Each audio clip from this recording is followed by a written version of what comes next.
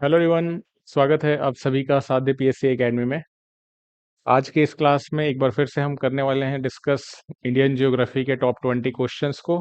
और जैसा कि हम कवर कर रहे हैं अपनी सीरीज में डिफरेंट चैप्टर्स से सारे जो क्वेश्चंस हैं वो बार बार हमको सॉल्व करने की प्रैक्टिस करनी है ना। सीजीपीएससी प्रीलिम्स एग्जाम को टारगेट करते हुए ये बैच चलाया जा रहा है, लेकिन अगर आप अदर व्यापम के एग्जाम की तैयारी कर रहे हैं, शिक्षक भर्ती की तैयारी कर रहे हैं, तो आपको पता है कि इंडियन जियोग्राफी वहां पर भी आपको देखने को मिलेगा और हेल्प जो है इस क्लास से आपको अलग अलग एग्जाम में मिलेगी। बिल्कुल ठीक है। तो एक बार सभी का स्वागत है आप सभी का साध्य पीएससी एकेडमी में। इन्फॉर्मेशन मेरे बारे में जो मुझसे पहली बार पढ़ रहे हैं, 3 साल का टीचिंग एक्सपीरियंस है मुझे। यूपीएससी स्टेट पीएससी एसआई और यूजीसी नेट जैसे एग्जाम मैंने क्वालिफाई किए हैं, है ना। इंफॉर्मेशन टेक्नोलॉजी में इंजीनियरिंग करने के बाद क्योंकि जो रुझान था वो बेसिकली अगर बात किया जाए तो यूपीएससी एग्जाम की ओर था, इस कारण से मैंने फिर डिसाइड किया कि पॉलिटिकल साइंस से एमए किया जाए। और ये सारे टीचिंग एक्सपीरियंस रहे हैं। अगर किसी प्रकार का कोई डाउट है, आपको समस्या है इंडियन जीएस की किसी भी सब्जेक्ट में, चाहे पॉलिटी की बात करें, हिस्ट्री की बात करें, जियोग्राफी या इकोनॉमी, इस नंबर पर आप कर सकते हैं व्हाट्सअप। ठीक है। तो चलते हैं, डिस्कशन स्टार्ट करते हैं। आज का हमारा जो पहला क्वेश्चन है, इस सीरीज में बेसिकली हम डिस्कस करने वाले हैं आज के इस क्लास में टोटल 20 एमसीक्यूज, है ना। तो पहला जो एमसीक्यू है आज का वो क्या है, आपको स्टेटमेंट वाले प्रश्न देखने को मिलेंगे। सबसे पहला जो प्रश्न है उसमें बोला जा रहा है निम्नलिखित कथन पर करना है विचार। क्यों विचार करना है? 3 स्टेटमेंट दिए गए हैं और आपको बताना है कि सही जो स्टेटमेंट है वो क्या है। ठीक है। तो आप सभी से रिक्वेस्ट है, जितने भी लोग वीडियो से जुड़े हुए हैं, एक बार वीडियो को लाइक जरूर करें और ज्यादा से ज्यादा इसे शेयर करें अपने दोस्तों के साथ, क्योंकि इस प्रकार की क्वालिटी क्लासेस जो है आपको यूट्यूब पर कम ही देखने को मिलेंगी। तो ज्यादा से ज्यादा उसका फायदा जरूर उठाएं। ठीक है। गुड आफ्टरनून सभी को, गुड आफ्टरनून। तो पहला क्वेश्चन है हमारे आज का, निम्नलिखित कथन पर विचार करना है और सही कूट का चयन करना है। ठीक है। तो पहला स्टेटमेंट क्या बोल रहा है, भारतीय प्रायद्वीप का अधिकांश भाग जो है वो गोंडवाना भूखंड का हिस्सा था। सेकेंड बोल रहा है कि दक्कन ट्रैप जो है इसका निर्माण क्रेटेशियस युग में, है ना, इससे आप लिखना क्रेटेशियस युग। ठीक। क्रिटेशियस युग में हुआ था, ये बोला जा रहा है दक्कन ट्रैप का निर्माण। और तीसरा क्या बोल रहा है, दक्कन ट्रैप के कारण से ही प्रायद्वीपीय भारत में भूकंपीय गतिविधियां अधिक है। तो पहला क्वेश्चन ही आपको थोड़ा टफ देखने को मिलेगा, है ना। आज हम कठिन क्वेश्चन से स्टार्ट कर रहे हैं। कठिन इसलिए है तो थोड़ा आसान, लेकिन कुछ लोगों को कठिन लग सकता है क्योंकि कंसेप्चुअल क्वेश्चन है ना, कंसेप्ट की डिमांड कर रहे हैं। तो बारीकी से पहले क्वेश्चन को आप पढ़ें, उसके बाद कमेंट में अपना आंसर दें और फिर हम डिस्कस करेंगे। ठीक है। ऋषि कुमारी, राजेश्वरी, गुड आफ्टरनून। क्लियर। तो बताना है आपको सही क्या है। ये जो प्रश्न है वो कौन से टॉपिक से रिलेटेड है, अगर हम बात करेंगे कौन से चैप्टर से रिलेटेड है इंडियन ज्योग्राफी के, तो जो पहला जो चैप्टर था वो तो भारत का है, सामान्य भौगोलिक परिचय, जिसमें हम भारत के बारे में सामान्य जानकारी डिस्कस करते हैं। लेकिन जो सेकंड चैप्टर है भारत की भूगर्भिक संरचना, और फिर तीसरा जो चैप्टर है भारत के भौतिक प्रदेश, तो सेकंड और थर्ड चैप्टर से बेसिकली ये प्रश्न आपको देखने को मिल रहा है ना। तो चलिए आप बताइए आपको क्या लग रहा है। सभी के सभी जितने भी लोग वीडियो देख रहे हैं, एक बार वीडियो को लाइक जरूर करें और शेयर जरूर करें ज्यादा से ज्यादा अपने दोस्तों के साथ, है ना, ताकि इस सेशन का लाभ ज्यादा लोगों को मिल सके।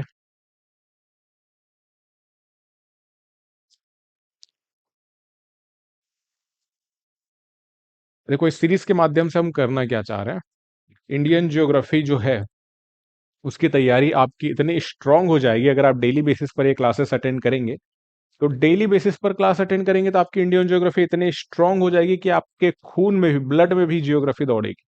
ठीक है। तो डेली बेसिस पर क्लास करना है, रोज दोपहर 2 बजे। और आपको आसान प्रश्न भी देखने को मिलेंगे, कठिन प्रश्न भी देखने को मिलेंगे। ठीक है। एक आंसर है राजेश्वरी का, फर्स्ट का सी। सी बोलने का मतलब है 1 और 3। ठीक है। और बताइए बाकी सभी भी कमेंट करें। गलत होगा सही होगा उससे फर्क नहीं पड़ता, मतलब आप ट्राई कर रहे हैं, है ना, ये इस बात का सबूत है अगर आप कमेंट करेंगे तो। चलिए बाकी लोग भी बताइए क्या लग रहा है। भारतीय प्रायद्वीप का अधिकांश भाग गोंडवाना भूखंड का हिस्सा था। दक्कन ट्रैप का निर्माण क्रिटेशियस युग में हुआ है और दक्कन ट्रैप के कारण प्रायद्वीपीय भारत में भूकंप गतिविधियां अधिक है। अगर इंडिया के मैप को हम बनाने की कोशिश करेंगे और प्रायद्वीपीय भारत की बात करें, प्रायद्वीपीय भारत मतलब ये हमारा गुजरात से लेकर के इस प्रकार से पश्चिम बंगाल तक का जो एरिया है, पूरा दक्षिण भारत है ना, जो मोस्टली, तो इसके बारे में बोला जा रहा है भारतीय प्रायद्वीप का अधिकांश भाग गोंडवाना भूखंड का हिस्सा था। गोंडवाना क्या है? अब ये जिन्हें नहीं पता उन्हें बता दूं कि पृथ्वी जो है ना हमारी, आज जैसी हमारी पृथ्वी दिखती है, आज हम बोलते हैं कि 7 महाद्वीप है, 5 महासागर है, लेकिन हमेशा से ऐसा नहीं था। जब पृथ्वी का निर्माण हुआ तब एक ही महाद्वीप हुआ करता था पहले। ठीक है, पहले तो पृथ्वी आग का गोला थी, आप सभी को पता है। आग का गोला थी हमारी पृथ्वी, और आग का गोला थी, जब ठंडी हुई तो धीरे धीरे फिर महासागर का निर्माण हुआ, महाद्वीप का निर्माण हुआ, तो एक ही महाद्वीप था और इस महाद्वीप को कहा जाता था पेंजिया। क्या कहते थे? पेंजिया कहते थे। और इसके चारों ओर क्या था? महासागर था, और इस महासागर को कहा जाता था पैंथालसा। ठीक है, पैंथालसा कहा जाता था महासागर को। ये जो पेंजिया है ना, ये सबसे पहले दो भाग में डिवाइड हुआ। कैसे दो भाग में? एक उत्तर की ओर और एक दक्षिण की ओर। तो ये वाला जो भाग था उत्तर का, इसे कहा जाता था लॉरेंशिया। लॉरेंशिया, या इसे एक और नाम से जाना जाता था, इसे कहा जाता था अंगारा लैंड। क्या कहते थे? अंगारा लैंड भी कहते थे इसे, या तो लॉरेंशिया या तो अंगारा लैंड। ठीक है, जबकि दक्षिण वाला जो भूभाग था, पहले महाद्वीप एक था पेंजिया, ये दो भाग में डिवाइड हो गया। ये उत्तर की ओर खिसक गया, ये दक्षिण की ओर खिसक गया, तो उत्तरी जो महाद्वीप बना उसे कहते थे लॉरेंशिया या अंगारा लैंड, और दक्षिण का जो महाद्वीप था इसे तब कहा जाता था गोंडवाना लैंड। क्या कहते थे? गोंडवाना लैंड। ठीक है, और बाद में फिर क्या हो गया? उत्तर का जो महाद्वीप है यानी कि लॉरेंशिया, फिर से सेवरल कुछ पार्ट्स में डिवाइड हो जाएगा, जैसे कि उत्तर अमेरिका बन जाएगा, यूरोप बन जाएगा, और एशिया का उत्तरी भाग है ना, तो मोस्टली एशिया का भी निर्माण हो जाएगा। किससे? लॉरेंशिया या अंगारा लैंड से। जबकि नीचे का जो गोंडवाना लैंड है ये भी कुछ अलग अलग भाग में विभक्त हो जाएगा, और इससे फिर क्या बनेगा? दक्षिण अमेरिका बनेगा, अफ्रीका बनेगा, ऑस्ट्रेलिया बनेगा, है ना, अंटार्कटिका, ये अंटार्कटिका बनेगा। तो ये सब महाद्वीप बनेंगे गोंडवाना लैंड से, है ना। और ध्यान में रखना है कि पहला स्टेटमेंट क्या बोल रहा है? भारतीय प्रायद्वीप यानी कि इस भाग की बात कर रहे हैं, इसका अधिकांश भाग गोंडवाना भूखंड यानी कि इस भूखंड का हिस्सा था। तो ये 100% करेक्ट स्टेटमेंट है। पहले भारतीय प्रायद्वीप का जो अधिकांश भाग है वो गोंडवाना लैंड का हिस्सा था, फिर ये गोंडवाना लैंड से अलग होकर खिसकते खिसकते ये जो प्लेट थी हमारी, ठीक है, इस जो लॉरेंशिया अंगारा लैंड महाद्वीप बोल रहे हैं, इससे अलग अलग फिर महाद्वीप बने। जैसा कि मैंने बताया, उत्तरी अमेरिका है, यूरोप है, एशिया है। तो यूरेशिया यानी कि यूरोप और एशिया की जो प्लेट थी उससे टकराने के लिए गोंडवाना लैंड भूमि से अलग होकर के भारतीय प्रायद्वीप उत्तर की ओर खिसकने लगी। पहले भी हमने जियोग्राफी की क्लास में डिस्कस किया है। क्लियर है सभी को? किरण, हेलो सर, हेलो किरण, सभी को गुड आफ्टरनून, स्वागत है आप सभी का। समझ आ रही चीजें आपको, है ना? तो ये जैसे फॉर एग्जांपल मान लेते हैं ये यूरेशियन प्लेट है और ये हमारी भारतीय प्रायद्वीप हो गई। ये उत्तर की ओर खिसकना शुरू हुई और जब यूरेशियन प्लेट से टकराएगी तब निर्माण किसका होगा? हिमालय का निर्माण होगा। ठीक है, तो पहला स्टेटमेंट है वो करेक्ट है। सेकंड क्या बोला? दक्कन ट्रैप का निर्माण क्रिटेशियस युग में हुआ है। ये तब तक समझ में नहीं आएगा क्रिटेशियस युग जब तक जो अर्थ का जियोलॉजिकल टाइम स्केल है वो आपको समझ में नहीं आएगा। अर्थ का जियोलॉजिकल टाइम स्केल जब हम बोलते हैं, इसका मतलब ये होता है ये हमारी पृथ्वी है। ठीक है, पहले आग का गोला थी, फिर धीरे धीरे ठंडी हुई, उसके बाद महासागर महाद्वीप का निर्माण हुआ, और फिर धीरे धीरे वनस्पतियां, पेड़ पौधे, फिर जीव जंतु, और फिर ह्यूमन, सबका एग्जिस्टेंस, सब धीरे धीरे अस्तित्व में आए। तो ये सब किसी न किसी कालक्रम में हुआ है। जैसे कि हम इतिहास में क्या पढ़ते हैं? मनुष्य के इतिहास के बारे में पढ़ते हैं। ठीक है, पहले मौर्य काल था, फिर गुप्त काल आया, फिर सल्तनत काल, मुगल काल, ये सब पढ़ते हैं ना हम लोग। तो मनुष्य के इतिहास के बारे में इतिहास में पढ़ते हैं। लेकिन पृथ्वी का भी तो इतिहास रहा है। पहले पृथ्वी आग का गोला थी, फिर कब पृथ्वी ठंडी हुई, फिर कब महासागर बने, फिर कब जीव जंतु आए, फिर कब मनुष्य आए। तो ये भी तो अलग अलग कालक्रम में हुआ है ना। तो इसी को हम कहते हैं जियोलॉजिकल टाइम स्केल। ठीक है, क्या कहते हैं? जियोलॉजिकल टाइम स्केल कहा जाता है। और इस जियोलॉजिकल टाइम स्केल के अंतर्गत पृथ्वी के निर्माण से लेकर के अब तक के समय काल को, जो कि कहा जाता है पृथ्वी का निर्माण हुआ था 4.6 billion years ago, 4.6 billion years ago पृथ्वी का निर्माण हुआ था। तब से लेके आज तक के समय को अलग अलग कालक्रम में डिवाइड किया गया है। इसको चार आधार पर डिवाइड करते हैं। सबसे बड़ा जो टाइम पीरियड है उसे कहते हैं ईयन। ईयन को फिर कुछ पार्ट में डिवाइड करते हैं, इसे कहा जाता है एरा। एरा को फिर से कुछ पार्ट में डिवाइड करते हैं, जिसे कहते हैं पीरियड। और पीरियड को फिर से कुछ पार्ट में डिवाइड करते हैं, जिसे कहा जाता है एपक। ठीक है, तो ध्यान में रखना टोटल कितने ईयन है। मैं शॉर्ट में आपको समझा रहा हूं, इसके बारे में ना पूरी 1 घंटे की एक क्लास लगती है, जो ऑलरेडी हमने सीजीपीएससी में किया हुआ है। 1 घंटा 1.5 घंटा लगता है इस पूरे टॉपिक को समझने के लिए, लेकिन शॉर्ट में आपको क्वेश्चन के माध्यम से मैं बता रहा हूं, क्योंकि प्रश्न आते हैं यहां से। तो 4 इॉन रहे हैं। कितने इॉन रहे हैं? 4। एक का नाम था हेडियन, दूसरे का नाम था आर्कियन, तीसरे का नाम था प्रोटेरोजोइक, और चौथे का नाम था फेनरोजोइक। ठीक है, ये कितने इॉन रहे हैं? 4 इॉन रहे हैं।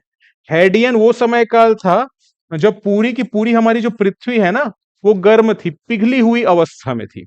हेडियन समय काल में पृथ्वी कैसी थी? पिघली हुई अवस्था में थी। ये हमारी पृथ्वी है ना, पूरा मैग्मा से भरा हुआ था, टोटल लाल रेड हॉट। तो हेडियन समय काल में, ये समय काल मतलब 4.6 बिलियन ईयर्स को जब पृथ्वी का निर्माण हुआ, तब से लेकर 4 बिलियन ईयर्स एगो तक पृथ्वी हमारी कैसी थी? गर्म थी, पिघली हुई अवस्था में। क्लियर? इसके बाद जब पृथ्वी ठंडी हुई, तो पृथ्वी पर सबसे पहले, जब मैग्मा ठंडा होगा तो सख्त होगा, कठोर होगा, तो फिर चट्टानों का निर्माण होगा। तो सबसे पहले जो कठोर चट्टानों का निर्माण हुआ पृथ्वी पर, वो आर्कियन समय काल में हुआ। ठीक है, 4 बिलियन ईयर्स एगो से लेके 2.5 बिलियन ईयर्स एगो तक आर्कियन समय काल का समय हम देखते हैं बेसिकली। ठीक है, और इसके बाद हम देखते हैं प्रोटेरोजोइक। ठीक, तो आर्कियन देखते हैं, उसके बाद देखते हैं प्रोटेरोजोइक। प्रोटेरोजोइक बोलने का मतलब है 2.5 बिलियन ईयर्स एगो से लेकर के 0.5 बिलियन ईयर्स एगो तक प्रोटेरोजोइक समय काल था। यही वो समय काल था जब बोल सकते हैं हम लोग जीवन की उत्पत्ति हमको पृथ्वी पर देखने को मिली, प्रोटेरोजोइक समय काल में, और ऑक्सीजन की उत्पत्ति देखने को मिली। ठीक है, और लास्ट में जो अभी तब 0.5 बिलियन ईयर से लेकर अभी तक जो इॉन जो चल रहा है ना, वो कौन सा है? वो है फेनरोजोइक। अब जैसा मैंने बताया कि इॉन को फिर से अलग अलग भाग में डिवाइड करते, तो फेनरोजोइक इॉन को फिर से कुछ एरा में डिवाइड किया गया है। इन तीनों को कोई एरा में डिवाइड नहीं किया गया। ठीक है, लंबा समय काल था, यहां पर कुछ खास उत्पत्ति जीवन की हमको देखने को मिलती नहीं है। ठीक, तो हेडियन, आर्कियन, प्रोटेरोजोइक ये अलग हो गया। फेनरोजोइक को फिर से अलग अलग समय काल में डिवाइड किया गया है, और इसको किस में डिवाइड किया गया है? एरा में डिवाइड किया गया है। किसको? फेनरोजोइक इॉन को।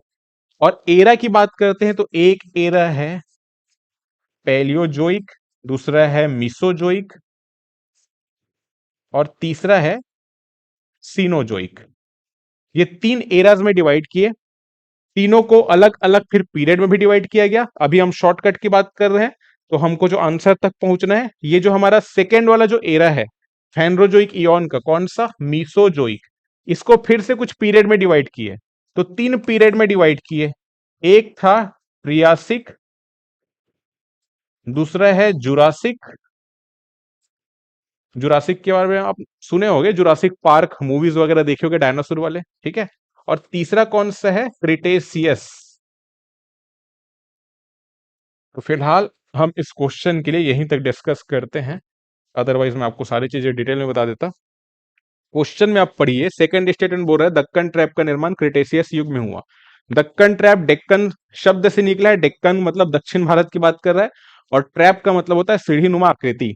ये जब हमारा प्रायद्वीपीय भारत है, ये गोंडवाना लैंड से अलग होकर के यूरेशियन प्लेट से टकराने के लिए जब खिसक रहा था, तब इसकी गति कितनी थी पता है? 15 सेंटीमीटर पर ईयर। ये जो प्लेट है, ये हमारी प्रायद्वीपीय भारत है, 15 सेंटीमीटर एक साल में खिसक रहा था। 7 करोड़ साल पहले ये खिसकने की प्रक्रिया शुरू हुई थी उत्तर की ओर। ठीक है, और आज ये टकरा चुका है यूरेशियन प्लेट से, और टकरा चुका है तो हिमालय का निर्माण हम देख चुके हैं, जो अभी भी हो रहा है। आज भी हम देखते हैं कि प्रायद्वीपीय प्लेट जो है यूरेशियन प्लेट की ओर टकरा रही है। पहले गति थी 15 सेंटीमीटर पर ईयर, लेकिन वर्तमान में जो गति है वो है 5 सेंटीमीटर पर ईयर। तो टकरा चुका है, हिमालय बन चुका है, लेकिन फिर भी 5 सेंटीमीटर हर साल उत्तर की ओर ये प्लेट खिसक रहा है, जिसके चलते यहाँ पर भूकंप संबंधी गतिविधियां देखने को लगातार मिलती है। क्लियर है, सभी को समझ आ रहा है? तो ये ध्यान में रखना है। अब दक्कन ट्रैप का जो निर्माण है ना, वो यहां पर जब ये प्रायद्वीपीय भारत उत्तर की ओर खिसक रहा था, तो यहां पर कुछ दरारें उत्पन्न हुई। इस प्रकार से आपको अलग अलग दरारें देखने को मिलेगी। अब भूमि से खिसक रहा है तो यहां पर कुछ दरारें उत्पन्न हुई। दरारें जब उत्पन्न हुई तो दरारों से फिर क्या निकलकर बाहर आएगा? मैग्मा निकलकर बाहर आएगा। और मैग्मा जब बाहर आया तो कुछ इस प्रकार से बिखरने लगा। ठीक है, और ये सीढ़ी नुमा आकृति में दक्षिण भारत में इस प्रकार से प्रवाह इसका हमको देखने को मिलता है। तो दक्षिण मतलब डेक्कन हो गया, और ट्रैप, क्योंकि ट्रैप उसको बोलते हैं सीढ़ी नुमा आकृति, इसी कारण इसका नाम पड़ा डेक्कन ट्रैप। तो सेकंड स्टेटमेंट बोल रहा है कि डेक्कन ट्रैप का निर्माण कौन से काल में हुआ है? क्रिटेशियस युग में। क्रिटेशियस युग यानी कि यहां पे हम पहुंच गए। तो ये जो स्टेटमेंट है वो 100% करेक्ट है, ध्यान में रखना, क्योंकि क्रिटेशियस युग में ही दक्कन ट्रैप का निर्माण हुआ है। क्योंकि उस समय काल में प्रायद्वीपीय प्लेट के यूरेशियन प्लेट की ओर टकराने की गति के चलते क्या यहाँ पर दरारें उत्पन्न हुई, और ये जो घटना है वो आज से 6.6 करोड़ साल पहले की है। 6.6 करोड़ ईयर्स अगो, ठीक है, ये घटना हुई, तब जाके दक्कन ट्रैप का क्या हुआ? निर्माण हुआ। तो सेकंड स्टेटमेंट भी क्या है हमारा? सही है। लेकिन जो तीसरा स्टेटमेंट है, दक्कन ट्रैप के कारण प्रायद्वीपीय भारत में भूकंपीय गतिविधियां अधिक है। प्रायद्वीपीय भारत में पहली बात तो भूकंप ज्यादा आते नहीं है, ध्यान में रखना। तो तीसरा जो स्टेटमेंट है वो गलत है। प्रायद्वीपीय भारत में भूकंप ज्यादा नहीं आते, हिमालयी क्षेत्र में भूकंप गतिविधियां अधिक देखने को मिलेगी, अगर बात करेंगे इंडिया की तो। ठीक है, समझ आया सभी को? क्वेश्चन भले एक था, लेकिन बहुत सारी चीजें हमने डिस्कस की इसके अंतर्गत। और ऐसा क्वेश्चन है जिससे कंसेप्ट जब तक स्ट्रांग नहीं होगा सॉल्व नहीं होगा, है ना। बहुत सारे लोग गलती करके आएंगे इस प्रकार के प्रश्न में, लेकिन अगर आप सॉल्व करेंगे तो 2 नंबर मिलेगा, आप आगे चले जाएंगे। तो ये जो टॉपिक है, यहां से प्रश्न आते हैं तो ध्यान में रखना है। तो इसका राइट आंसर क्या होगा? 1 और 2, यानी कि ऑप्शन ए होगा इसका करेक्ट आंसर। ठीक है, दक्कन ट्रैप के कारण प्रायद्वीपीय भारत में भूकंपीय गतिविधियां अधिक नहीं है। दक्कन ट्रैप तो स्टैटिक है, इसका निर्माण बहुत पहले हो चुका है। भारत में सबसे ज्यादा भूकंप आपको देखने जिस क्षेत्र में मिलेगा, हिमालयी क्षेत्र में। प्रायद्वीपीय भारत में थोड़ी ज्यादा भूकंप आते हैं, तो ये गलत है। 3 को गलत कर देंगे। अगर ऐसे भी अगर तीसरे के बारे में आप श्योर रहते कि ये तो गलत है, तो 3 गलत, 3 गलत, 3 गलत, आपके पास 1 और 2 बच जाता। नहीं भी पता है 1 और 2 के बारे में, तब भी आप निकाल लेते आंसर। इसको बोलते हैं एलिमिनेशन टेक्निक। एलिमिनेट करके कैसे सॉल्व करेंगे? अगर आपको वीडियो चाहिए होगा, बहुत सारे बार बहुत टाइम क्या होता है ना, आप बहुत अच्छी तैयारी करेंगे, लेकिन उसके बावजूद हम जब स्टेटमेंट वाले इस प्रकार के प्रश्न आते हैं तो सॉल्व नहीं कर पाते। तो एक ट्रिक होता है जिसे हम कहते हैं एलिमिनेशन ट्रिक। तो अगर आप लोग बोलेंगे तो मैं इस ट्रिक के काम कैसे करती इस पर एक अलग से वीडियो लेकर के आ जाऊंगा आप लोग के लिए, जिससे आप बहुत सारे क्वेश्चन को ना ट्रिक के माध्यम से सॉल्व कर पाएंगे। ठीक है, तो आप अगर बोलेंगे तो इस प्रकार के वीडियो भी मैं आपके लिए ला सकता हूं, जिससे आप अपने 10-20 नंबर कम से कम बढ़ा सकते हैं। चलिए फिर अगले क्वेश्चन को चलते हैं। सेकंड जो क्वेश्चन है आज का, स्टेटमेंट वाला प्रश्न है, लेटेराइट मिट्टी के बारे में पूछा गया है। लेटेराइट मिट्टी के बारे में सही कथन बताना है। बोला गया है पहला, यह अत्यधिक अपक्षालन से बनती है। सेकंड बोल रहा है इसमें लौह और एल्यूमिनियम ऑक्साइड अधिक होता है। और तीसरा बोल रहा है यह प्राकृतिक रूप से अत्यधिक उपजाऊ होती है। अब बताना है आपको सही क्या है। ठीक है जी राजेश्वरी, बिल्कुल बिल्कुल इस प्रकार के वीडियो मैं आपके लिए लेकर के आऊंगा सभी के लिए। चलिए बताइए, सेकंड क्वेश्चन क्या सही होने वाला है? राइट आंसर क्या हो सकता है? क्या लग रहा है? लैटेराइट मिट्टी के बारे में तो आप सभी पढ़े होंगे, ये थोड़ा सा कंपेरेटिवली पहले क्वेश्चन के आसान लगेगा आपको सॉल्व करने में।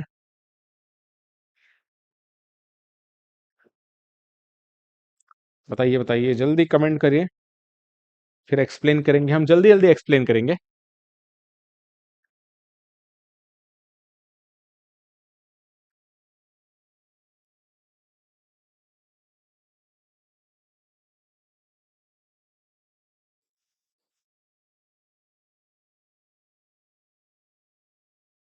लैटेराइट मिट्टी के बारे में क्या स्टेटमेंट सही होने वाला है?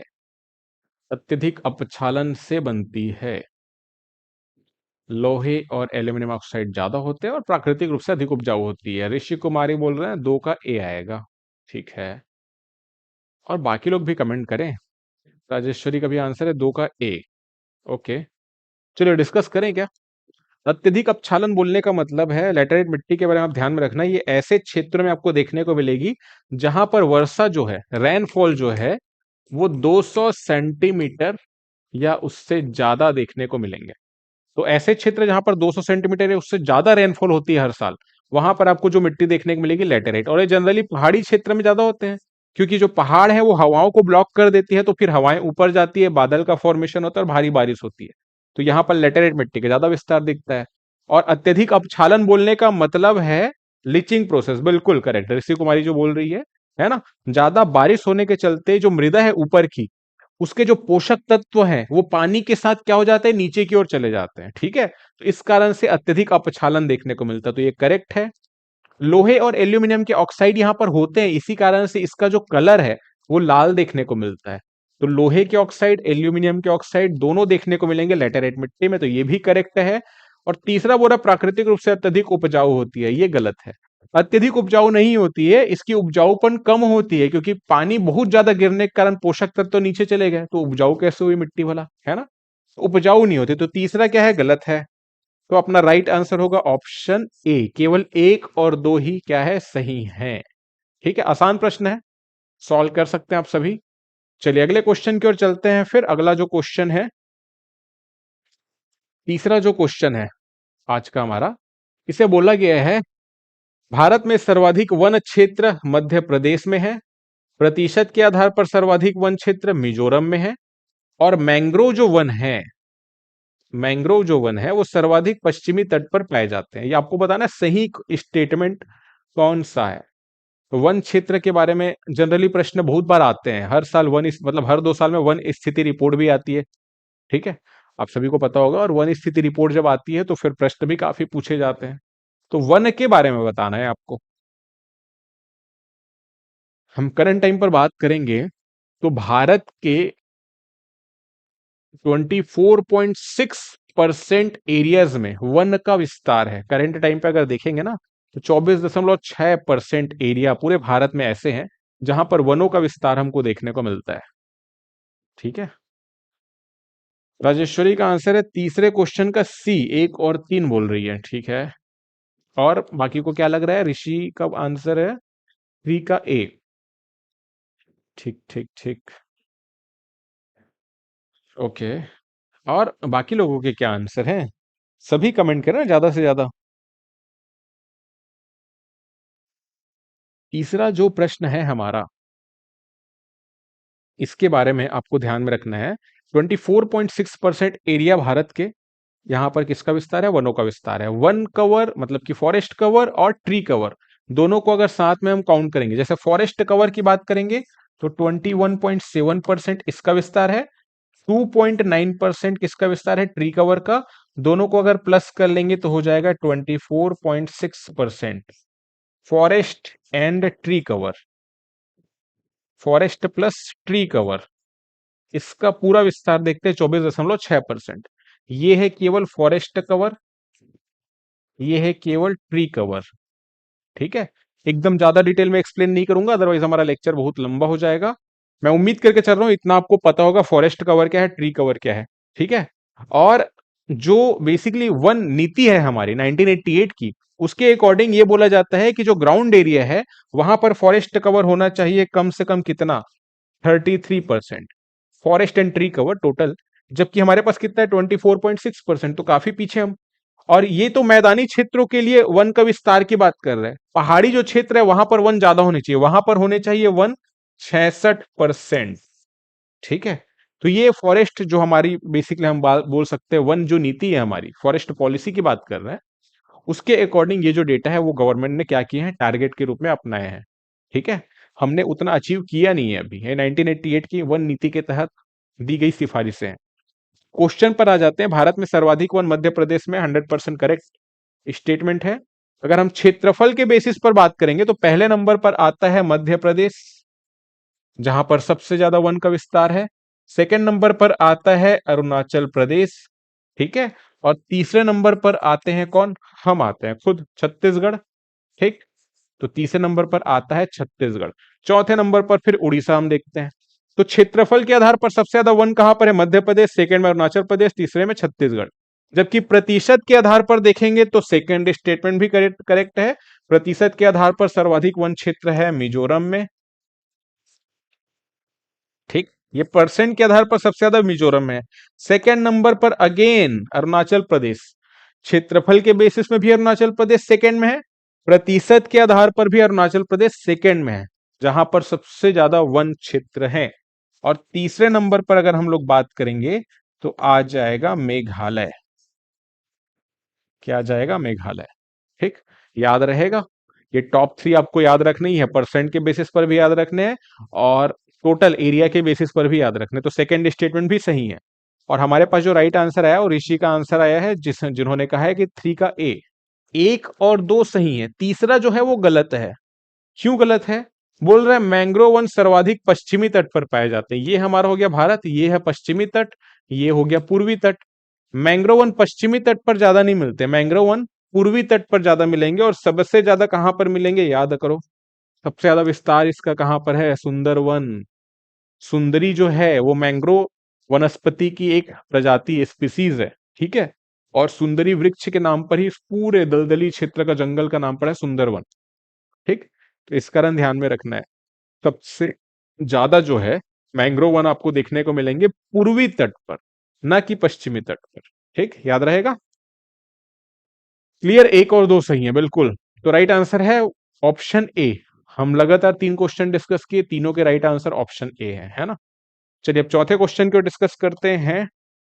चौथा जो प्रश्न है वो काल बैसाखी के बारे में पूछ रहा है। काल बैसाखी संबंधित है, काल बैसाखी कहां से संबंधित है? पश्चिमी तट, उत्तर पश्चिम भारत, पूर्वी भारत या दक्षिण भारत? तो काल बैसाखी मतलब किसके बारे में बात की जा रही है? काल बैसाखी मतलब प्री मानसून, जो रेनफॉल जो देखने को मिलता है उसकी बात की जा रही है। मानसून आने के पहले जो रेनफॉल होता है, आंधी तूफान के साथ भारी बारिश होती है ना, उसकी बात की जा रही है। तो उस बारिश को नाम दिया गया है काल बैसाखी। किस क्षेत्र में उस बारिश को काल बैसाखी कहा जाता है? गुड़िया साहू का आंसर आ रहा है ऑप्शन बी। ऑप्शन बी मतलब उत्तर पश्चिम भारत। और बाकी सब भी आंसर करें। तो काल बैसाखी के बारे में मैंने बताया कि प्री मानसून रेनफॉल की बात की जा रही है। ऋषि का भी आंसर है फोर का बी, प्री मानसून रेनफॉल। और ये जो रेनफॉल है वो आपको मार्च अप्रैल मई के महीने में जनरली देखने को मिलती है। ये मानसून नहीं है, मानसून के पहले जो आंधी तूफान के साथ बारिश होती है उसकी बात की जा रही है। राइट आंसर नहीं है मेरे पास, ऑप्शन बी करेक्ट नहीं है।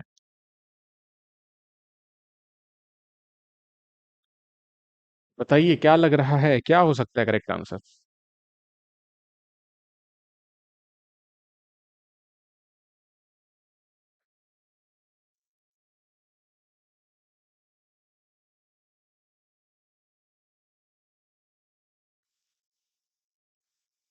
ओके, राजेश्वरी का आंसर आया है ऑप्शन सी, पूर्वी भारत। तो इस प्रश्न का जो राइट आंसर है वो आएगा ऑप्शन सी, पूर्वी भारत। और पूर्वी भारत ही बात करेंगे तो कई बार स्टेटमेंट में या ऑप्शन में राज्य के नाम दिए जा सकते हैं। तो पूर्वी भारत के अंतर्गत याद रखना पश्चिम बंगाल। नाम में पश्चिम है लेकिन है तो पूर्व में, क्योंकि बंगाल की बात कर रहे हैं। तो पश्चिम बंगाल हो गया, असम हो गया, ठीक है, बिहार हो गया, झारखंड हो गया। ये जो प्रमुख राज्य हैं, यहां पर जो मानसून के पहले अप्रैल से लेकर, क्या मैंने कहा, अप्रैल से लेकर के मई के बीच में जो रेनफॉल होता है, जिसे हम कहते हैं प्री मानसून रेनफॉल, उसे इन राज्यों में कहा जाता है काल बैसाखी। और सबसे ज्यादा अगर एक राज्य का नाम दिया जाए ना, एक राज्य का नाम दिया जाए तो ध्यान में रखना पश्चिम बंगाल। ठीक, पश्चिम बंगाल और असम, इन दोनों में मोस्टली इसका नाम दिया जाता है काल बैसाखी। हालांकि इसे बिहार और झारखंड में भी कहते हैं। ठीक है, और ये जो है अगर कभी एग्जाम में प्रश्न पूछा जाए कि काल बैसाखी जो है वो कौन सी फसलों के लिए अधिक, बोल सकते हैं हम लोग, फायदेमंद होती है, तो ध्यान में रखना धान की फसल की बात करें या जूट की फसल की बात करें, इनके उत्पादन को बढ़ाने में काल बैसाखी का अहम योगदान होता है। धान और जूट दोनों के उत्पादन में पश्चिम बंगाल जो है वो टॉप मोस्ट स्टेट में से एक है। आप सभी को पता होगा इस बारे में, है ना। क्लियर है सभी को? तो ये सारी चीज ध्यान में रखनी है। और जब काल बैसाखी की बात कर रहे हैं तो इससे रिलेटेड चार पांच कुछ और चीजें हैं, वो भी मैं आपको बता देता हूँ, नोट डाउन कर लेना। काल बैसाखी तो कह रहे हैं पूर्वी भारत में, मोस्टली पश्चिम बंगाल और असम में। एक और याद रखना, प्री मानसून रेनफॉल को ही बोल रहे हैं, मानसून के पहले जो रेनफॉल हो रहा है उसी को बोल रहे हैं। और भारत के अन्य क्षेत्रों में भी प्री मानसून रेनफॉल होता है, तो उनको अलग अलग नाम से जाना जाता है। तो काल बैसाखी तो देख ले, पश्चिम बंगाल असम मोस्टली, या बात करें पूर्वी भारत। इसके अलावा एक नाम है नॉर्वेस्टर। ठीक है, क्या नाम है? नॉर्वेस्टर। नॉर्वेस्टर भी कहा जाता है प्री मानसून रेनफॉल को, और वो भी पश्चिम बंगाल, असम, बिहार, झारखंड, इन्हीं क्षेत्रों में कहा जा रहा है। आप बोल सकते हैं कि काल बैसाखी का जो इंग्लिश वर्जन है या इंग्लिश नाम है वो है नॉर्वेस्टर। तो नॉर्वेस्टर भी आपको देखने को मिलेगा पूर्वी भारत में, जो प्री मानसून जो रेनफॉल होता है ना उसी को बोल रहे हैं। क्लियर है यहां तक? इसके बाद हम आ जाते हैं साउथ इंडिया में। ये तो पूर्वी भारत में हम लोग देख लिए दो नाम, एक हमने देखा काल बैसाखी और दूसरा हमने देखा नॉर्वेस्टर। अब तीन नाम हम लोग देखेंगे कहां पर? दक्षिण भारत में। ठीक है, इस क्षेत्र से संबंधित नामों की चर्चा कर लेते हैं। एक नाम याद रखना है आपको, जो याद रखना है, मैंगो शॉवर। मैंगो शॉवर नाम से स्पष्ट है कि ये आम की जो फसल है उसके लिए काफी फायदेमंद होती है मैंगो शॉवर। इसे हिंदी में कहते हैं आम्र वृष्टि। तो हिंदी में इसे लिखा जाता है आम्र वृष्टि या आम्र वर्षा। किसको बोलते हैं? मैंगो शावर को। कहां कहां पर देखने को मिलेगा? ये आपको देखने को मिलेगा केरल में, कर्नाटक में और तमिलनाडु में। ठीक है, केरल, कर्नाटक और तमिलनाडु में प्री मानसून जो रेनफॉल होता है, मतलब अप्रैल मई जून, सॉरी, मार्च अप्रैल मई, इस टाइम की बात कर रहे हैं, उसे केरल, कर्नाटक, तमिलनाडु में कहते हैं मैंगो शावर, क्योंकि ये मैंगो की फसल के लिए होते हैं लाभदायक। ठीक है, clear? Prince Rajwade, good afternoon, good afternoon सभी को, गुड आफ्टरनून। ठीक है, समझ आ रहा है? तो एक मैंगो शावर नाम भी याद रखना। अब केरल और कर्नाटक में, क्योंकि कॉफी का भी उत्पादन अधिक होता है, तो मैंगो शावर तो केरल, कर्नाटक, तमिलनाडु में देख रहे हैं। लेकिन केरल और कर्नाटक में, खासकर कर्नाटक की बात करें तो कॉफी के फसल के उत्पादन के लिए भी काफी ज्यादा अग्रणी राज्य है ये। तो यहां पर कॉफी शावर भी आपको देखने को मिलेगा। मैंगो शावर भी, कॉफी शावर भी, कहां पर? केरल और कर्नाटक में। क्लियर है? मोस्टली एक स्टेट की अगर बात करेंगे तो कर्नाटक। ठीक है, अब इसके अलावा एक और लास्ट में याद रखना है, उसे कहा जाता है cherry blossom. Cherry blossom, cherry blossom basically coffee की जो फसल जो है उसमें जो फूल उगते हैं ना, बेसिकली उसे कहा जाता है चेरी ब्लॉसम। तो कॉफी के फसल में फूल के उगने के लिए सहायक जो वर्षा होती है उसको बोलते हैं चेरी ब्लॉसम। ये आपको जिस स्टेट में देखने को मिलेगी, मतलब इससे जो नाम दिया गया है वो नाम दिया गया है कर्नाटक में। और ये सारे के सारे क्या है? प्री मानसून रेनफॉल है, अप्रैल मई, बेसिकली इस समय काल में जो बारिश हो रही है उसी को कहा जा रहा है। अलग अलग क्षेत्र में अलग अलग नाम। ठीक है, तो ये सारे चीजों को ध्यान में रखना है, इससे रिलेटेड क्योंकि प्रश्न जो है वो पूछे जाते हैं। ठीक, गुड आफ्टरनून ज्योति। चलिए, तो आप सभी को समझ आया होगा। अब अगले क्वेश्चन की ओर चलते हैं। इसका राइट आंसर है हमारे पास ऑप्शन सी। और बाकी के बारे में, नॉर्वेस्टर, मैंगो सावर, कॉफी सावर, चेरी ब्लॉसम, ये सबको भी याद रखना है। ठीक है, काल बैसाखी के साथ साथ। ना अगले क्वेश्चन की ओर चलते हैं। चलिए, पांचवा जो प्रश्न है आज का, भारतीय उपमहाद्वीप में शीतकालीन जो वर्षा है उसका प्रमुख स्रोत क्या है? शीतकालीन यानी कि बेसिकली अगर बात करें तो जनवरी फरवरी के टाइम पे, दिसंबर के टाइम पे जो भारतीय उपमहाद्वीप में वर्षा होती है वो क्यों होती है? उत्तर पूर्व मानसून के कारण, पश्चिमी विक्षोभ के कारण, चक्रवात के कारण, या स्थानीय संवहन के कारण? बताइए,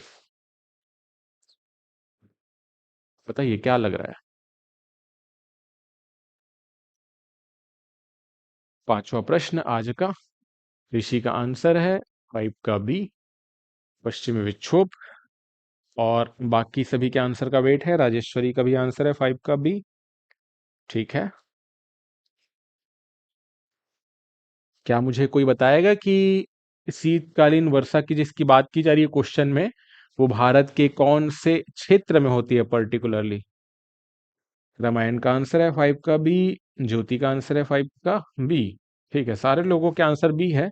अच्छा, मुझे ये बताओ कि कौन कौन से स्टेट में, अगर आप बोल रहे हो पश्चिमी विक्षोभ की बात कर रहे हो, तो भारत के कौन कौन से राज्य हैं जहां पर पश्चिमी विक्षोभ से वर्षा होती है? बताइए मुझे। जो बताएगा वो रहेगा विनर। कवासी का आंसर है सी, चक्रवात से बोल रहे हैं। नहीं, ऐसा नहीं है। पहली बात तो ये है कि इस प्रश्न का राइट आंसर है ऑप्शन बी, पश्चिमी विक्षोभ। लेकिन मैं पूछ रहा हूँ कि पश्चिमी विक्षोभ से कौन कौन से जो राज्य हैं वो वर्षा प्राप्त करते हैं भारत के, बताइए। और ये भी बता सकते हैं आप कि ये जो वर्षा होती है इन राज्यों में, वो कौन से फसल के लिए लाभदायक होती है, क्योंकि एग्जामिनर तो भाई हर टाइप के प्रश्न पूछता है ना? तो इसे भी बताने की कोशिश करें। चलिए बताइए बताइए, कौन बता रहा है पहले?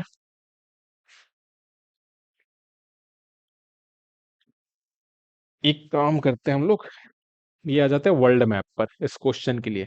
ये वर्ल्ड मैप में ये वाली जो वाटर बॉडी आप लोग देख रहे हैं, ये जो वाटर, ये तो पूरा जो ओशन है, इसे हम क्या कहते हैं? एस आकृति में जो है, ये है अटलांटिक ओशन। ठीक है, क्या है ये? अटलांटिक ओशन है, ये अटलांटिक महासागर है ये। ठीक, अटलांटिक महासागर यहां पर एक पॉइंट है जिसे बोलते हैं जिब्राल्टर जल संधि, इससे कनेक्टेड है ये पूरा जो वाटर बॉडी है। ये पूरा हम देख रहे हैं ना, ये पूरा जो सी है एक, इसे कहा जाता है भूमध्य सागर। ठीक, यानी कि मेडिटेरेनियन सी, भूमध्य सागर। ये जो ओशन आप देख रहे हैं, ये आप बोल सकते हैं सागर जो देख रहे हैं, ओशन तो नहीं बोलेंगे, सागर बोलेंगे। इसे कहा जाता है ब्लैक सी, हिंदी में कहेंगे काला सागर, या इंग्लिश नाम ही ज्यादा लिख लेते हैं, ज्यादा चर्चित है, ये ब्लैक सी, या क्या कहते हैं, काला सागर। और ये जो आप देख रहे हैं ना, ये वाली, ये भी एक, ये तो एक्चुअल में एक झील है, लेकिन क्योंकि काफी बड़ी है आकृति में, इसलिए इसे सागर कहते हैं। इसको बोलते हैं, क्या कहते हैं इसे? इसे कहते हैं कैस्पियन सागर। ठीक है, क्या बोलते हैं? कैस्पियन सागर या कैस्पियन सी। ठीक, अब होता क्या है, पश्चिम से लेकर के पूर्व की ओर, सतह से लेकर के 12 से 15 किलोमीटर की ऊंचाई पर, पश्चिम से पूर्व की ओर, यानी कि इस डायरेक्शन में हम बात करें, पश्चिम से पूर्व की ओर, इधर की ओर 12 से 15 किलोमीटर या 9 से 12 किलोमीटर, अब जनरली 12 किलोमीटर याद रखना। इसकी ऊंचाई पर एवरेज हाइट है, पश्चिम से पूर्व की ओर तेज हवाएं चलती है, और ये तेज हवाएं जो है, इन्हें हम कहते हैं जेट स्ट्रीम। ठीक है, क्या बोलते हैं? जेट स्ट्रीम बोलते हैं, है ना? और ये जेट स्ट्रीम क्या करता है, ये जो भूमध्य सागर है, ब्लैक सी है, कैस्पियन सी है, यहाँ के जो जल वाष्प है उसको अपने साथ लेकर के पश्चिम से पूर्व की ओर प्रवाहित होता है। ठीक है, और पश्चिम से पूर्व की ओर आ रहा है, तो रास्ते में कौन कौन मिलेगा इसको देखो, ईरान भी मिल रहा है, पाकिस्तान, अफगानिस्तान और भारत मिल रहा है। भारत का मेनली हम बात करेंगे तो उत्तरी क्षेत्र, है ना? तो इस उत्तरी क्षेत्र में ये बारिश करती है भारत के। ठीक है, इसके अलावा पाकिस्तान, अफगानिस्तान, ईरान में तो ये बारिश करती ही है, लेकिन भारत में पहुंचती है। अब देखो, ज्यादा जो इसने पानी है, वो ऑलरेडी इसने ईरान, अफगानिस्तान, पाकिस्तान में गिराया हुआ है, तो भारत आते आते पानी तो ऐसे भी कम बचेगा। इसी कारण से पश्चिमी विक्षोभ से एकदम ज्यादा भी रेनफॉल आपको देखने को नहीं मिलेगा। तो बारिश होती है, लेकिन बारिश कम होती है। और कम बारिश होती है तो कौन कौन से राज्य में होती है ये? भारत के उत्तरी क्षेत्र में। और कौन कौन से राज्य की बात करेंगे तो ध्यान में रखना, एक हो गया पंजाब, इसके अलावा है हरियाणा, इसके अलावा है हिमाचल प्रदेश, जम्मू कश्मीर की बात करें, ये ना वो प्रमुख राज्य हैं। इसके अलावा थोड़ा बहुत उत्तराखंड में भी होता है ना? तो ये वो प्रमुख राज्य है जहां पर होती है पश्चिमी विक्षोभ से बारिश, और रेनफॉल होती है, लेकिन रेनफॉल एकदम ज्यादा तेज भी नहीं है ना? इस कारण ये कौन सी फसल के लिए लाभदायक है? ये जो गेहूं की जो फसल होती है, उसके लिए होती है काफी ज्यादा फायदेमंद, ये जो पश्चिमी विक्षोभ, यानी कि वेस्टर्न डिस्टर्बेंस इसे कहा जाता है इंग्लिश में। ठीक है, तो याद रहेगा कंसेप्ट। अगर पूछा जाए पश्चिमी विक्षोभ के कारण बारिश हो रही है, तो वो जो अपना जल वाष्प है वो कहां से ग्रहण कर रहा है? तो भूमध्य सागर, यानी कि मेडिटेरेनियन सी, इसके अलावा ब्लैक सी, काला सागर, और है कैस्पियन सी। यहां से जल वाष्प ग्रहण करता है, हवा ऊपर की ओर पश्चिम से पूर्व की ओर प्रवाहित हो रही है, इस कारण से ये वर्षा करती है इन क्षेत्रों में। याद रहेगा? तो ये ध्यान में रखना है, ठीक है। ये हमारा था कौन सा प्रश्न? पांचवा प्रश्न। राइट आंसर होगा पश्चिमी विक्षोभ। ना अगले क्वेश्चन की ओर चले। अगला जो क्वेश्चन है हमारा सिक्स्थ क्वेश्चन आज का, वो क्या बोल रहा है? नाथुला दर्रा, माउंटेन पास के बारे में प्रश्न है। नाथुला दर्रा जो है वो किसे जोड़ता है? भारत और नेपाल, भारत और चीन, भारत और भूटान, या फिर भारत और म्यांमार? तो नाथुला दर्रा किसे किसे कनेक्ट कर रहा है? अब प्रश्न आपको पूछा जाता है कई बार ऐसे कि नाथुला दर्रा जो है वो कौन से राज्य में है। यहां पर थोड़े अलग टाइप से इस प्रश्न को फ्रेम किया गया है। बताइए नाथुला दर्रा किसे जोड़ रहा है?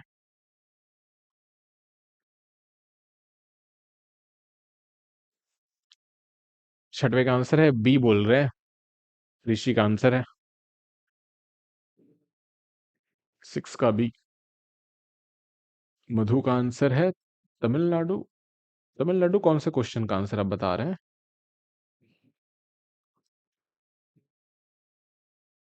राजेश्वरी का आंसर है सिक्स का बी। सिक्स का बी सिक्किम में है, ओके। ज्योति का भी आंसर है बी, ठीक है। बी वैसे है, बी में क्या बोल रहा है? भारत और चीन, ओके। बी करेक्ट आंसर है, जिनका भी आंसर बी है ना, करेक्ट आंसर है। और सही बोल रहे हैं, रामायण का भी आंसर सही है। राजेश्वरी भी वो सही बोल रही है, सिक्किम में है नाथुला दर्रा। और ये भारत और चीन को जोड़ने का काम कर रहे हैं, ठीक है। ये हो गया हमारा, बोल सकते हो उत्तर प्रदेश बिहार, फिर इस प्रकार से है सिक्किम, इधर है पश्चिम बंगाल, और बेसिकली बात करें तो असम वाला एरिया, फिर इस प्रकार से भूटान आ जाता है। तो नाथुला दर्रा हम सिक्किम में देखते हैं इस प्रकार से, ये भारत और चाइना को कनेक्ट कर रहा है। नेपाल इधर है, भूटान इधर है ना। ये नेपाल हो गया, ये भूटान हो गया। इधर चाइना की बात करें, इसको कनेक्ट कर रहा है। नाथुला के अलावा सिक्किम में और कौन से दर्रे हैं? जलेपला को भी याद रखना। ला मतलब क्या होता है? ला मतलब होता है दर्रा, पहले भी मैंने क्लास में बताया हुआ है, याद होगा आपको। जलेपला और नाथुला तो इस क्वेश्चन में ही देख लिए। इसके अलावा एक याद रखना है नाम, डोंकिया, ठीक है। डोंकिया दर्रा, तो ये तीनों जो है, जलेपला, डोंकिया और नाथुला, ये सभी आपको देखने को कहां पर मिलेंगे? सिक्किम में, है ना। याद रहेगा, सबको याद रखना, जलेपला, डोंकिया, बिल्कुल क्लियर। तो इस क्वेश्चन का राइट आंसर है ऑप्शन बी। अब अगले क्वेश्चन की ओर चलते हैं। सातवां प्रश्न है आज का, GLOF, हम लोग बोलेंगे ग्लोफ, इसका फुल फॉर्म मैं बताऊंगा। इसकी सर्वाधिक संभावना किस क्षेत्र में है? अब आपके लिए होगा ये नया क्वेश्चन। ग्लोफ क्या होता है? ग्लोफ का फुल फॉर्म नोट कर लेना। इसकी संभावना सर्वाधिक किस क्षेत्र में? दक्कन में, थार में, हिमालय में, गंगा के मैदान में। इसका फुल फॉर्म क्या होगा? इसका जो फुल फॉर्म है, ग्लेशियल लेक आउट बस्ट, और एफ से है flood. Glacial lake outburst flood, ये जो संभावना है, इसकी जो संभावना है किस क्षेत्र में ज्यादा देखने को मिलेगी? ग्लेशियल लेक आउटबर्स्ट फ्लड बोलने का मतलब क्या है, इससे भी अगर समझ में नहीं आया होगा तो ध्यान में रखना। ये जैसे हो गया एक पहाड़, ये है पहाड़, इस पहाड़ के ऊपरी क्षेत्र में बने हैं ग्लेशियर, इस प्रकार से ग्लेशियर बने हैं। अब तापमान ज्यादा होने के कारण ये ग्लेशियर धीरे धीरे पिघलते हैं, आप सभी को पता है, ठीक है। और तापमान ज्यादा होने के कारण जब ग्लेशियर पिघलते हैं तो नीचे नीचे की ओर आएंगे, इसका जो पानी है नीचे की ओर आएगा, और यहां से फॉर एग्जांपल मान लेते हैं झील का निर्माण हो गया, है ना। एक झील का निर्माण हो गया, यानी कि लेक का निर्माण हो गया। झील कैसी है? ये झील हिमनद पर निर्मित झील है, मतलब हिमनद के कारण निर्मित झील है, ग्लेशियर लेक है बोला जा रहा है ये, ठीक है। और जब ये ग्लेशियर लेक जो है, ये जो झील है, इसकी जब दीवारें जो है वो टूट जाएंगी, अगर इस झील की, ऑब्वियस सी बात है चारों ओर दीवारें तो रहेंगी ही, ठीक है। चाहे चट्टान की बात करें, चाहे मिट्टी की बात करें, ये दीवारें अगर टूट गई तो फिर निचले जो क्षेत्र है वहां पर क्या देखने को मिलेगा? फ्लड, यानी कि बाढ़ आ जाएगा। तो ग्लेशियर लेक आउटबर्स्ट फ्लड कौन से क्षेत्र में देखने को मिलेगा? और राइट आंसर हमारे पास बिल्कुल सभी का राइट आंसर है, सेवन का सी, हिमालय क्षेत्र में देखने को मिलेगा। क्योंकि अगर एक बार अगर ये समझ आ गया GLOF क्या है, तो आसान है बहुत, फिर ऑब्वियस सी बात है, ग्लेशियर हिमनद आपको पूरे भारत में केवल हिमालय में ही देखने को मिलेंगे ना। दक्कन तो नीचे हो गया, थार तो मरुस्थलीय क्षेत्र है, और गंगा का मैदान तो मैदानी क्षेत्र की बात कर रहे हैं। तो ग्लेशियर यानी कि हिमनद तो केवल हिमालय में देखने को मिलेंगे, है ना। तो अब सभी को पता है इसका राइट आंसर क्या हो जाएगा, हिमालय क्षेत्र। और दो सबसे बड़ी जो घटना है GLOF यानी कि ग्लोफ या ग्लेशियर लेक आउटबर्स्ट फ्लड की भारत में आई। वैसे तो कई सारी घटनाएं आते रहती है, लेकिन दो सबसे प्रमुख घटनाओं की मैं बात कर रहा हूं। एक घटना है 2021 की, एक घटना है 2023 की। ये 21 वाली जो घटना है वो उत्तराखंड के चामोली जिले में देखने को मिली, ठीक है। और 2023 की जो घटना है वो सिक्किम में देखने को मिली। इनके बारे में अगर करंट अफेयर में प्रश्न आ जाएगा तो ध्यान में रखना। ये जो चामोली में क्या हुआ था ना, मैंने एक क्लास में शायद बताया भी था आपको, ऋषि गंगा जो नदी है, जो कि सहायक नदी है धौली गंगा की, धौली गंगा को हम लोग विष्णु गंगा भी बोलते हैं। तो धौली गंगा या विष्णु गंगा जब अलकनंदा नदी पर जिस स्थान पर मिलेगी उसे हम क्या बोलते हैं, विष्णु प्रयाग, है ना। तो धौली गंगा की सहायक नदी है एक ऋषि गंगा। ऋषि गंगा नदी पर एक्चुअल में क्या हुआ था, ग्लेशियर के पिघल जाने के कारण से 2021 की बात है, ऋषि गंगा नदी का जो जल स्तर है वो काफी ज्यादा बढ़ गया। ऋषि गंगा किसकी सहायक नदी है, ये सहायक है धौली गंगा की, धौली गंगा जिसे हम विष्णु गंगा भी बोलते हैं। और यही फिर मिलेगी किसमें, अलकनंदा में। और जब ये अलकनंदा में मिल जाएगी उस स्थान को हम कहते हैं क्या, विष्णु प्रयाग, ठीक है। तो ऋषि गंगा नदी का जो जल स्तर है बहुत ज्यादा बढ़ गया, क्योंकि ग्लेशियर जो है वो पिघल कर उस नदी का जो जल स्तर है उसने उसे बढ़ा दिया, ठीक है। और ये क्यों ऐसा हो रहा है, ग्लोबल वार्मिंग के कारण से। काफी बार हम देखते हैं ना न्यूज में आता रहता है, ग्लोबल वार्मिंग जो है काफी ज्यादा तेजी से बढ़ते जा रहा है, तो हम लोग सोच के इग्नोर कर देते हैं क्या ही हो गया, तापमान बढ़ रहा है, एसी चला लेंगे, कूलर चला लेंगे, हम तो एसी कूलर में रह जाएंगे। लेकिन जो बाहर में, जो हिमालय क्षेत्र में जो ग्लेशियर है, या अंटार्कटिका में जो ग्लेशियर है, उत्तरी ध्रुव में जो ग्लेशियर है, वो तो पिघलेंगे ना, क्योंकि पूरी पृथ्वी का तापमान धीरे धीरे तीव्र गति से बढ़ रहा है। तो ग्लेशियर पिघलेंगे तो जो जल का स्तर है, चाहे नदी में चाहे महासागर में, वो तो बढ़ते जाएगा। तो 2021 में एक घटना हुई, 200 से ज्यादा लोगों की डेथ हुई थी यहाँ पर, क्योंकि जो ये ऋषिगंगा नदी पर जो बेसिकली हम बात करें, जो डैम बनाए गए थे, बांध बनाए गए थे, 5 मिनट और, ठीक है। तो जो डैम या बांध बनाए गए थे, वो जो बांध है वो क्षतिग्रस्त होगा और इसमें काम करने वाले जो मजदूर है उनकी डेथ हो गई थी, ठीक है। एक घटना 2023 में हुई, जब सिक्किम में एक जो ग्लेशियर लेक थी, इसका नाम था साउथ लोनक। साउथ लोनक क्या थी, झील थी। इस झील का पानी एकदम ज्यादा बढ़ गया था। क्यों बढ़ गया था, क्योंकि ग्लेशियर जो है तेजी से पिघल रहे थे, और इसके कारण से भारत में जो तीस्ता नदी है उसके जल स्तर में काफी ज्यादा वृद्धि हो गई, और काफी सारे लोगों की मृत्यु हुई एक बार फिर से, ठीक है। न सिर्फ इंडिया में मृत्यु हुई, जबकि जो पानी है तीस्ता नदी का, पश्चिम सॉरी बांग्लादेश में भी जाता है, तो बांग्लादेश में भी लोगों की मृत्यु हुई 2023 में। क्लियर। तो इस प्रश्न का राइट आंसर क्या होगा, ऑप्शन सी हो जाएगा। नाउ अगला जो क्वेश्चन है, 8वां प्रश्न, इसको डिस्कस कर लेते हैं। 8वां जो प्रश्न है क्या बोल रहा है, निम्नलिखित कथन पर विचार करना है। बंगाल की खाड़ी में चक्रवात अधिक बनते हैं, अरब सागर की तुलना में बंगाल की खाड़ी का तापमान अधिक रहता है। तीसरा बोल रहा है चक्रवात जो है वो केवल मानसून काल में आते हैं। बताइए इसका राइट आंसर क्या होगा। 8वां प्रश्न है, और क्योंकि टाइम लिमिट हो रहा है कम, इसलिए आज के क्लास में हम ये लास्ट क्वेश्चन है जिसे हम डिस्कस करेंगे।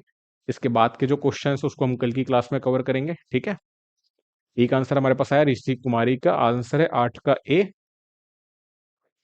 और बाकी सभी के क्या आंसर हैं, ये लास्ट क्वेश्चन होने वाला है, ठीक है आज का। इसके बाद के क्वेश्चन को है वो हम नेक्स्ट क्लास में कवर करेंगे, और भी काफी सारे क्वेश्चन है हमारे पास। तो ये एक आंसर आया हमारे पास 8वें का ए, ऋषि कुमारी का। बंगाल की खाड़ी में चक्रवात जो है अधिक बनते हैं, ये हो गया हमारा प्रायद्वीपीय भारत, अरब सागर, बंगाल की खाड़ी। बंगाल की खाड़ी में चक्रवात अधिक बनते हैं, डेफिनेटली ये करेक्ट स्टेटमेंट है। क्योंकि एक तो आप लोग अवेयर होंगे ही, हर बार जो चक्रवात हमको सुनने को देखने को मिलते हैं बंगाल की खाड़ी वाले ज्यादा होते हैं। इसलिए ज्यादा चक्रवात बंगाल की खाड़ी में बनते हैं, क्योंकि अरब सागर की तुलना में बंगाल की खाड़ी का जो तापमान है वो ज्यादा होता है, ठीक है। क्यों ज्यादा होता है, क्योंकि बंगाल की खाड़ी का जो क्षेत्र है वो एक प्रकार से घिरा हुआ है सब तरफ से, चारों ओर से लैंड बॉडी से, ठीक है। और इसके चलते हम लोग देखते हैं कि बंगाल की खाड़ी का जो टेम्परेचर है अरब सागर के कंपेयर जल्दी गर्म हो जाता है, जल्दी गर्म भी होता है, जल्दी ठंडा भी होता है बंगाल की खाड़ी का। और चक्रवात बनने के लिए जो कंडीशन है वो ध्यान में रखना, कभी भी समुद्री सतह पर चक्रवात तभी बनेगा जब उस सतह का तापमान 27 डिग्री सेल्सियस या इससे अधिक होगा तो चक्रवात बनने के लिए सबसे इंपॉर्टेंट जो क्राइटेरिया है वो है सी लेवल का, यानी कि सरफेस का, जो समुद्र के पानी का जो टेम्परेचर की हम बात कर रहे हैं, कम से कम कितना होना चाहिए? 27 डिग्री सेल्सियस। इससे कितना भी ज्यादा हो जाए चल जाएगा, अच्छी बात है। समुद्र के सतह का तापमान जितना गर्म होगा चक्रवात बनने की संभावना उतनी ज्यादा होगी। मिनिमम टेम्परेचर चाहिए 27 डिग्री सेल्सियस, मोस्ट इंपॉर्टेंट है, ध्यान में रखना। और ये जो टेम्परेचर है अरब सागर सॉरी बंगाल की खाड़ी जल्दी अचीव करता है, इसी कारण ज्यादा चक्रवात वहां पर बनने को देखने को मिलते हैं हमको। तीसरा जो है वो इनकरेक्ट है, एक और दो ही सही है। तीसरा इसलिए इनकरेक्ट है क्योंकि यहां पर क्या बोला जा रहा है, चक्रवात केवल मानसून काल में बनता है, ऐसा नहीं है। मानसून काल में चक्रवात बनता है ऐसा नहीं है। चक्रवात जो है एक तो प्री मानसून टाइम पर आपको देखने को मिलेंगे ज्यादातर।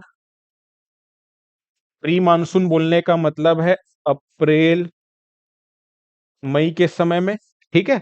दूसरा आपको देखने को मिलेगा जो चक्रवात है वो नवंबर दिसंबर के टाइम पर भी काफी आते हैं। नवंबर दिसंबर के टाइम पर भी, जब मानसून लौटते हुए रहता है उस समय काल में।